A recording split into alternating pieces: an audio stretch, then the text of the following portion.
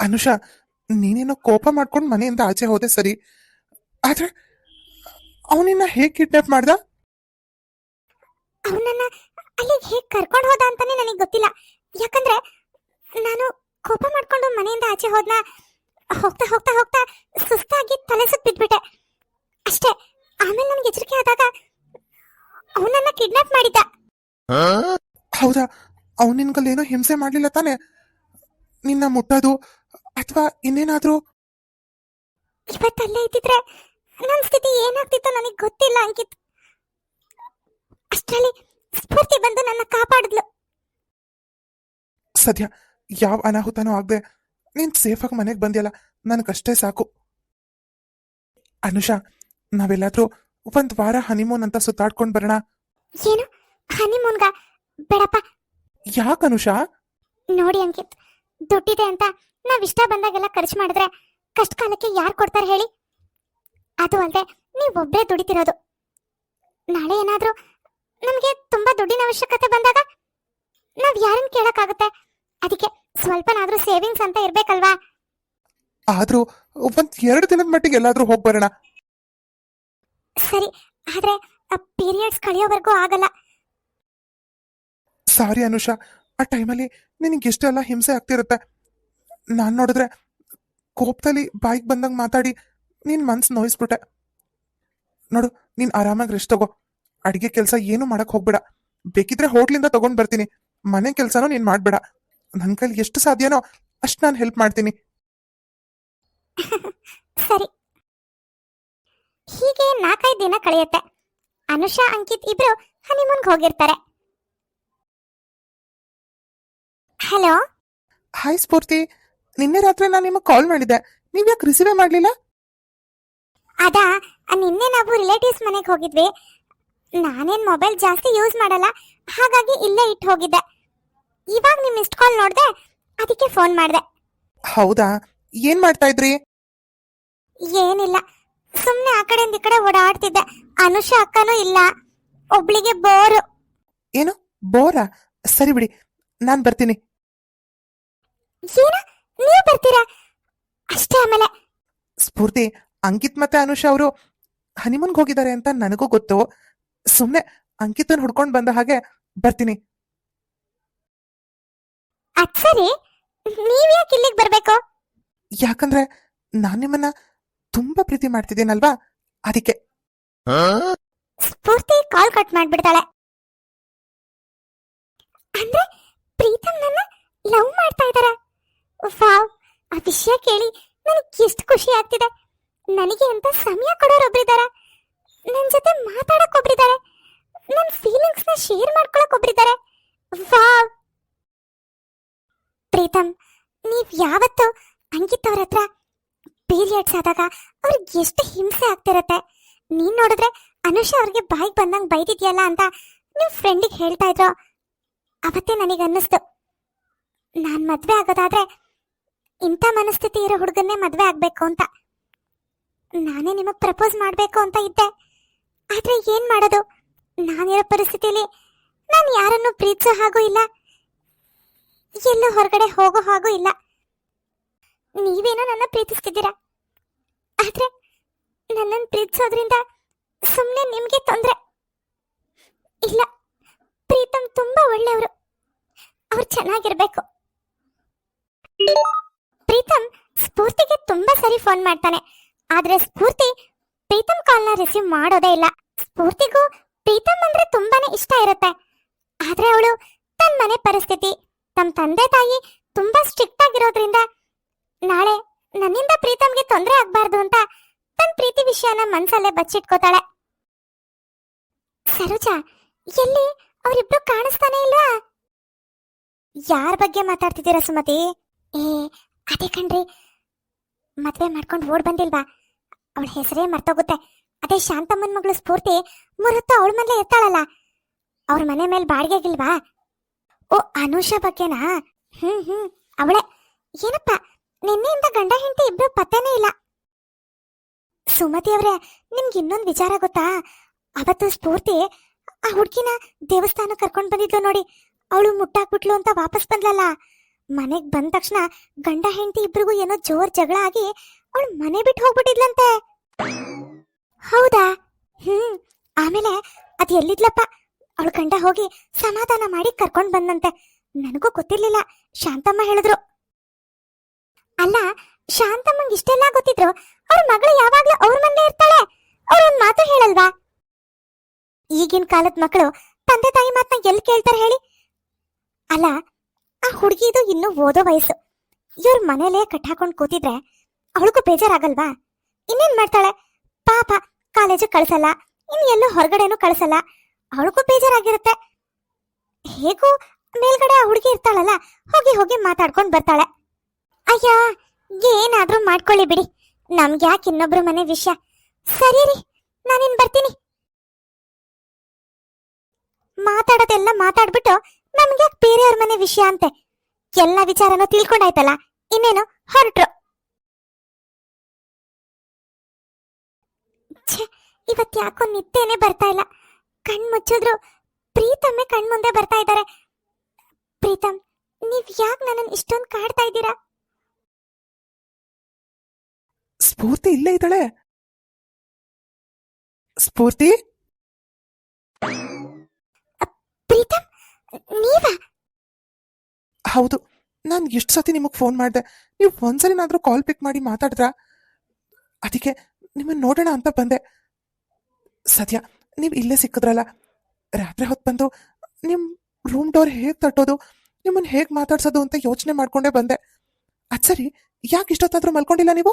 ಯಾಕೋ ನಿದ್ರೆ ಬರ್ಲಿಲ್ಲ, ಹಾಗಾಗಿ ಟೆರೆಸ್ ಮೇಲೆ ಬಂದೆ. ಸ್ಫೂರ್ತಿ, ನಾನು ನಿಮ್ಮನ್ನ ತುಂಬಾ ಇಷ್ಟಪಡ್ತಾ ಇದ್ದೀನಿ. ಅದನ್ನ ಹೇಳಿದ ತಕ್ಷಣ ನೀವು ಕಾಲ್ ಕಟ್ ಮಾಡಿದ್ರಿ. ಯಾಕೆ, ನಿಮ್ಗೆ ನನ್ನ ಮೇಲೆ ಪ್ರೀತಿ ಇಲ್ವಾ? ಇಲ್ಲ ಅಂದ್ರೆ ಹೇಳ್ಬಿಡಿ, ಫ್ರೆಂಡ್ಸ್ ಆಗೇ ಇರೋಣ. ನಾನು ಬಲವಂತ ಮಾಡಕ್ ಹೋಗಲ್ಲ. ಇಲ್ಲ ಅಂತ ಯಾವ ಬಾಯಲ್ಲಿ ಹೇಳಿ ಪ್ರೀತಮ್, ಆದ್ರೆ ನನ್ನನ್ನು ಪ್ರೀತಿ ಮಾಡೋದ್ರಿಂದ ನಿಮಗ್ ತೊಂದರೆಗಳೇ ಜಾಸ್ತಿ. ಹಾಗಾಗಿ ಸುಳ್ಳು ಹೇಳ್ತಾ ಇದ್ದೀನಿ. ನನಗಿಷ್ಟ ಇಲ್ಲ ಅಂತ ಹೇಳ್ಬಿಡೋಣ. ಇಲ್ಲ ಪ್ರೀತಮ್, ನಾವಿಬ್ರು ಫ್ರೆಂಡ್ಸ್ ಆಗಿ ಇರೋಣ ಪ್ಲೀಸ್. ಪ್ರೀತಮ್ಗೆ ಸ್ಫೂರ್ತಿ ಕೇಳಿದ ತಕ್ಷಣ ಬೇಜಾರಾಗತ್ತೆ, ಆದ್ರೂ ಅವನು ಸುಮ್ಮನಾಗ್ಬಿಡ್ತಾನೆ. No problem. ನಿಮ್ಗಿಷ್ಟ ಇಲ್ಲ ಅಂದ್ರೆ ನಾವು ಪ್ರೀತಿ ವಿಚಾರದಲ್ಲಿ ಮುಂದುವರಿಯೋದು ಬೇಡ. ನಾವಿಬ್ರು ಫ್ರೆಂಡ್ಸ್ ಆಗೇ ಇರೋಣ, ಓಕೆನಾ? ಓಕೆ. ಸರಿ, ನಾನಿನ್ ಬರ್ತೀನಿ. ಪ್ರೀತಮ್, ಸ್ವಲ್ಪ ಹೊತ್ತು ನನ್ ಜೊತೆ ಇಲ್ಲೇ ಕುತ್ಕೊಂಡು ಮಾತಾಡ್ತೀರಾ? ಇಲ್ಲ ಸ್ಫೂರ್ತಿ, ಈಗ ತಾನೇ ನೀವು ಹೇಳಿದ್ರಲ್ಲ ನಾವಿಬ್ರು ಫ್ರೆಂಡ್ಸ್ ಆಗಿರೋಣ ಅಂತ. ನೈಟಲ್ಲೆಲ್ಲ ಹೀಗೆ ಕುತ್ಕೊಂಡು ಮಾತಾಡೋದು ಚೆನ್ನಾಗಿರಲ್ಲ.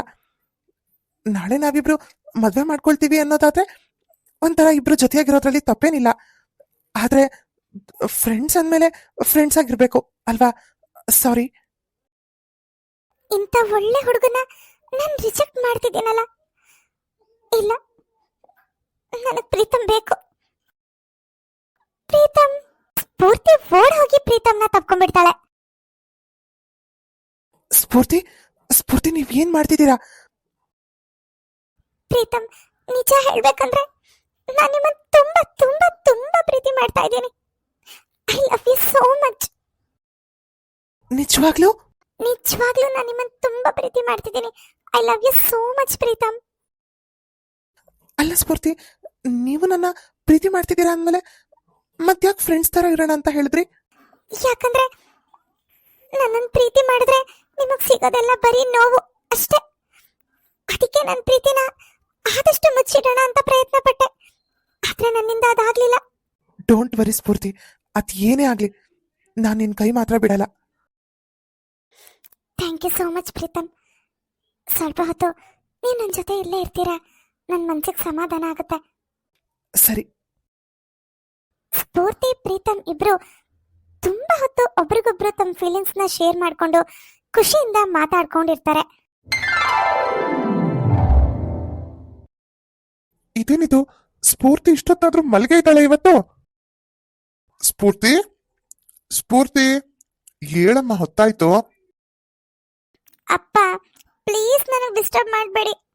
ನೈಟ್ ಸುಮಾರು ಹೊತ್ತು ನಿದ್ದೆನೆ ಬರಲಿಲ್ಲ. ಯಾಕೆ ನಿದ್ರೆ ಬರ್ಲಿಲ್ವಾ? ಏನಾದ್ರೂ ಕೆಟ್ಟ ಕನ್ಸ್ ಬಿತ್ತಾ? ಹಾಗೇನಿಲ್ಲಪ್ಪ, ಸುಮಾರು ಹೊತ್ತು ನಿದ್ರೆ ಬರಲಿಲ್ಲ, ಅದಕ್ಕೆ ಇವಾಗ ಎದ್ದೇಳಕ್ ಆಗ್ತಿಲ್ಲ.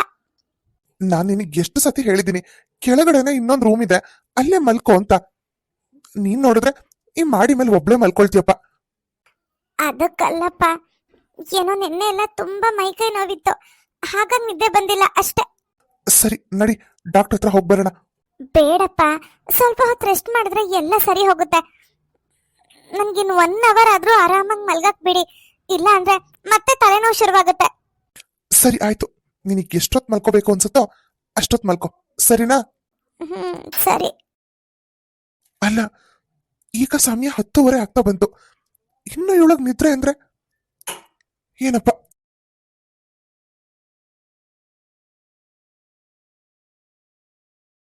ಶಾಂತ, ಸ್ಫೂರ್ತಿ ಇನ್ನು ಮಲ್ಲಿಗೆ ಇದ್ದಾಳೆ, ನೀನಾದ್ರೂ ಹೋಗಿ ಅವಳನ್ನ ಎಬ್ಬಿಸ್ಬಾರ್ದಿತ್ತೇನೆ? ರೀ, ಅವಳದೇನೋ ರಾತ್ರಿ ಎಲ್ಲ ಓದ್ತಾ ಇರ್ತಾಳೇನೋ, ಹಾಗಾಗಿ ಸ್ವಲ್ಪ ಹೇಳೋದ್ ತಡ ಆಗಿರುತ್ತೆ. ಅದು ಅಲ್ದೆ ಆ ರೂಮ್ ಬಿಟ್ರೆ ಅವಳಿಗೆ ಎಲ್ಲೂ ಆಚೆ ಹೋಗೋದೇ ಇಲ್ಲ. ಅಬ್ಬಬ್ಬ ಅಂದ್ರೆ ಅನುಷಾ ಮನೆಗೆ ಹೋಗ್ತಿದ್ಲು, ಈಗ ಅವರು ಹನಿಮೂನ್ಗೆ ಹೋಗಿರೋದ್ರಿಂದ ಅವಳು ಎಲ್ಲ ಹೊರಗಡೆ ಹೋಗ್ತಾಳೆ ಹೇಳಿ? ಅವಳಿಗೆ ಎಷ್ಟೊತ್ತು ಬೇಕೋ ಅಷ್ಟೊತ್ತು ನಿದ್ದೆ ಮಾಡ್ಕೊಳಕ್ಕೂ ಬಿಡಲ್ವಲ್ಲ ನೀವು? ನಾನ್ ಹಾಗಲ್ಲ ಕಣೆ ಹೇಳಿದ್ದು, ರಾತ್ರಿ ಪಾಪ ಓದ್ತಾ ಇರ್ತಾಳಲ್ವಾ, ಮಲ್ಗೋದ್ ತಡ ಆಗಿರುತ್ತೆ, ಏನೂ ತಿಂದಿರಲ್ಲ, ಮತ್ತು ಬೆಳಗ್ಗೆನೂ ಎದ್ದು ಏನಾದ್ರೂ ಒಂಚೂರು ತಿನ್ಕೊಂಡ್ ಮಲ್ಕೋಬಹುದಲ್ವಾ? ನಾನು ಎಷ್ಟೋ ಸತಿ ಹೇಳಿದೀನಿ, ಬಿಸ್ಕೆಟ್ಸು ಫ್ರೂಟ್ಸು ಎಲ್ಲ ಅಲ್ಲೇ ತಗೊಂಡೋಗಿ ಇಟ್ಕೋ ಅಂತ. ನನ್ ಮಾತ್ ಕೇಳೋದೇ ಇಲ್ಲ ಅವಳು. ಪ್ರತಿಯೊಂದನ್ನು ಮೇಲ್ಗಡೆ ತಗೊಂಡೋಗಿ ಇಟ್ಕೊಳ್ಳೋದ್ ಕಷ್ಟನೇ. ಒಂದ್ ಕೆಲ್ಸ ಮಾಡೋಣ, ಕೆಳಗಡೆನೆ ಇನ್ನೊಂದ್ ರೂಮ್ ಇದೆಯಲ್ಲ, ಸ್ಫೂರ್ತಿನ ಇನ್ಮೇಲೆ ಆ ರೂಮಲ್ಲೇ ಇರು ಅಂತ ಹೇಳ್ಬಿಡೋಣ. ಅಷ್ಟು ಮಾಡಿ ನನಗೂ ಮಾಡಿ ಮೆಟ್ಲು ಹತ್ತಿ ಹತ್ತಿ ಸಾಕಾಗೋಗಿದೆ. ಅವಳು ಏನಕ್ಕೋ ಕೆಳಗಡೆ ಬರೋದೇ ಇಲ್ಲ ಗೊತ್ತಾ, ಅಲ್ಲಿಂದನೇ ಕುಕೋತಾಳೆ. ಅಮ್ಮ ಒಂದ್ ಲೋಟ ನೀರು, ಬೇಗ ತಿಂಡಿ ಕೊಡಮ್ಮ ಅಂತ. ಇಲ್ಲ ಅಂದ್ರೆ ಎಷ್ಟೊತ್ತಾದ್ರೂ ತಿಂಡಿಗೆ ಬರಲ್ಲ. ನಾನ್ ಹೋಗಿ ಹೋಗಿ ಅವಳನ್ನ ಕರಿಬೇಕು, ಬಾಮ್ಮ ತಿಂಡಿಗೆ ಅಂತ. ನನಗೂ ಹತ್ತು ಇಳಿದು ಸಾಕಾಗೋಗಿದೆ. ಸರಿ, ಅವಳು ಎದ್ದು ಬರ್ತಾಳಲ್ಲ ಅವಾಗ ಹೇಳೋಣ. ಅದೇನೇ ನಿಂದು ರೂಮಲ್ಲಿ ಬುಕ್ಸ್ ಬ್ಯಾಗ್ ಎಲ್ಲ ಇದೆಯೋ ಅದನ್ನೆಲ್ಲ ತಗೊಂಡ್ ಬಂದು ಕೆಳಗಡೆ ರೂಮಲ್ಲಿ ಇಟ್ಬಿಡು, ಇನ್ಮೇಲೆ ಇಲ್ಲೇ ಇರು ಅಂತ. ಅಲ್ಲ ಶಾಂತ, ಈಗ ಅವರಿಬ್ರು ಹನಿಮೂನ್ಗೆ ಬೇರೆ ಹೋಗಿದ್ದಾರೆ, ಪರವಾಗಿಲ್ಲ. ಆ ಹುಡುಗ ಏನ್ ಕೆಲ್ಸ ಮಾಡ್ತಾನೆ ನಿಮ್ಗೇನಾದ್ರೂ ಗೊತ್ತಾ? ಗೊತ್ತಿಲ್ಲಪ್ಪ, ನಾನ್ ಯಾವತ್ತೂ ಆ ಹುಡುಗಿನ ನಿಮ್ಮನೆಯವ್ರು ಏನ್ ಕೆಲ್ಸ ಮಾಡ್ತಾರೆ ಅಂತ ಕೇಳಿಲ್ಲ. ನೀವೇ ಮೊದ್ಲೆಲ್ಲ ಅವನ್ನ ತುಂಬಾ ಪ್ರೀತಿಯಿಂದ ಮಾತಾಡಿಸ್ತಿದ್ರಲ್ಲ, ನೀವ್ ಕೇಳಿದಿರೇನೋ ಅಂತ ನಾನ್ ಅನ್ಕೊಂಡಿದ್ದೆ.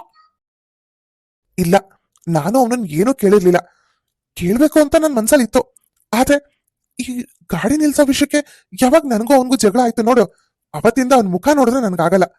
ಹಾಳಾದವನು, ಎಲ್ಲ ಬಿಟ್ಟು ಇಲ್ಲೇ ಬಾಡ್ಗೆಗೆ ಬರ್ಬೇಕಾಗಿತ್ತೇನೋ. ಆ ಓನರ್ಗೆ ನಾನು ತುಂಬಾ ಸರಿ ಫೋನ್ ಮಾಡಿದ್ದೀನಿ, ಹೇಗಾದ್ರೂ ಮಾಡಿ ಅವನನ್ನ ಬಿಡ್ಸಿ ಅಂತ. ಆದ್ರೆ ಅವನಿಗೇನು ದುಡ್ಡು ಸಿಕ್ಕಿದ್ರೆ ಸಾಕು. ಅಯ್ಯೋ ಹೋಗ್ಲಿ ಬಿಡಿ, ಅವರಿಂದ ನಮ್ಗೆ ತೊಂದ್ರೆ ಏನೂ ಇಲ್ಲ ತಾನೇ. ಸುಮ್ನೆ ಯಾಕ ವಿಷಯ? ಅದು ಸರಿನೇ. ಶಾಂತ, ನಾನು ನಿನ್ನೆ ಪೇಟೆಗೆ ಹೋದಾಗ ನನಗೆ ಸಂಜೀವರಾಯರು ಸಿಕ್ಕಿದ್ರು. ಒಂದ್ ಒಳ್ಳೆ ಸಂಬಂಧ ಇದೆ, ನಿಮ್ ಮಗಳಿಗೇನಾದ್ರೂ ನೋಡೋದಾದ್ರೆ ನೋಡಿ ಅಂದ್ರು. ನಾನಂದೆ ಅವಳು ಇನ್ನೂ ಡಿಗ್ರಿ ಓದ್ತಾ ಇದ್ದಾಳೆ ಅಂತ. ಡಿಗ್ರಿ ಆದ್ಮೇಲೆ ಯಾಕೆ ನಿಮ್ ಮಗಳಿಗೆ ಮದ್ವೆ ಮಾಡಬಾರ್ದು ಅಂತ ಕೇಳಿದ್ರು. ನೋಡೋಣ, ಯಾವ್ದಾದ್ರೂ ಒಂದ್ ಸಂಬಂಧ ಇದ್ರೆ ಹೇಳಿ ಅಂತ ಹೇಳಿ ಬಂದಿದ್ದೀನಿ. ಈಗ ಸದ್ಯಕ್ಕಂತೂ ಅವಳು ಮದ್ವೆ ಮಾಡಲ್ಲ ಅಂತಾನು ಹೇಳಿದೀನಿ. ನೋಡಿ, ಈ ವಿಚಾರನ ಸ್ಫೂರ್ತಿ ಹತ್ರ ಮಾತಾಡಕ್ಕೆ ಹೋಗ್ಬೇಡಿ, ಸುಮ್ನೆ ಗುರ್ರ ಅಂತಾಳೆ. ಅವಳಿಗೆ ಓದ್ ಮುಗಿದ್ಮೇಲೆ ಕೆಲ್ಸಕ್ಕೆ ಹೋಗ್ಬೇಕು ಅನ್ನೋ ಆಸೆ ತುಂಬಾ ಇದೆ. ಪಾಪ, 1-2 ವರ್ಷನಾದ್ರೂ ಆರಾಮಾಗಿ ಕೆಲ್ಸ ಮಾಡ್ಲಿ, ಆಮೇಲೆ ಬೇಕಿದ್ರೆ ಮದ್ವೆ ಬಗ್ಗೆ ಯೋಚನೆ ಮಾಡಿದ್ರೆ ಆಯ್ತು. ಹೌದು ಪಾಪ, ಅವಳಿಗೆ ಕೆಲ್ಸಕ್ಕೆ ಹೋಗ್ಬೇಕು ಅನ್ನೋದಿದ್ರೆ ಹೋಗ್ಲಿ. ಸರಿ, ನನಗ್ ಸ್ವಲ್ಪ ಕೆಲ್ಸ ಇದೆ, ನಾನು ಹೊರಗಡೆ ಹೋಗಿ ಬರ್ತೀನಿ. ಮದ್ವೆ ಆದ್ಮೇಲೂ ಕೆಲ್ಸಕ್ಕೆ ಹೋಗ್ಬೋದು, ಈಗಿನ ಕಾಲದಲ್ಲಿ ಯಾರು ಬೇಡ ಅಂತ ಹೇಳೋರಿದ್ದಾರೆ. ನೋಡೋಣ, ಮೊದ್ಲು ಅವಳು ಓದ್ ಮುಗಿಲಿ. ಈಗ ಸ್ಫೂರ್ತಿ ಪ್ರೀತಮ್ನ ಪ್ರೀತಿ ಮಾಡ್ತಿರೋದ್ರಿಂದ ತುಂಬಾನೇ ಖುಷಿಯಾಗಿರ್ತಾಳೆ. ಸ್ಫೂರ್ತಿ ಪ್ರೀತಮ್ ಇಬ್ರು ಪ್ರೀತಿಸ್ತಿರೋ ವಿಷಯ ಅವ್ರ ತಂದೆ ತಾಯಿಗೆ ಗೊತ್ತಾಗುತ್ತಾ, ಅಥವಾ ಸ್ಫೂರ್ತಿ ತಂದೆ ತಾಯಿ ಒಂದ್ ಒಳ್ಳೆ ಕಡೆ ಸಂಬಂಧ ಬಂತು ಅಂತ ಸ್ಫೂರ್ತಿಗೆ ಮದ್ವೆ ಮಾಡ್ತಾರ? ಮುಂದೇನಾಗುತ್ತೆ ಅನ್ನೋದನ್ನ ನೆಕ್ಸ್ಟ್ ಎಪಿಸೋಡ್ ನಲ್ಲಿ ನೋಡೋಣ. ಈ ಎಪಿಸೋಡ್ ನಿಮ್ಗೆ ಸ್ವಲ್ಪನಾದ್ರೂ ಇಷ್ಟ ಆಗಿದ್ರೆ ಪ್ಲೀಸ್ ನಮ್ಮ ಚಾನಲ್ ಸಬ್ಸ್ಕ್ರೈಬ್ ಮಾಡಿ, ಹಾಗೆ ಲೈಕ್ ಮಾಡಿ, ಶೇರ್ ಮಾಡಿ, ಕಮೆಂಟ್ ಮಾಡಿ. ನೆಕ್ಸ್ಟ್ ಎಪಿಸೋಡ್ ನಲ್ಲಿ ಸಿಗೋಣ. By friends.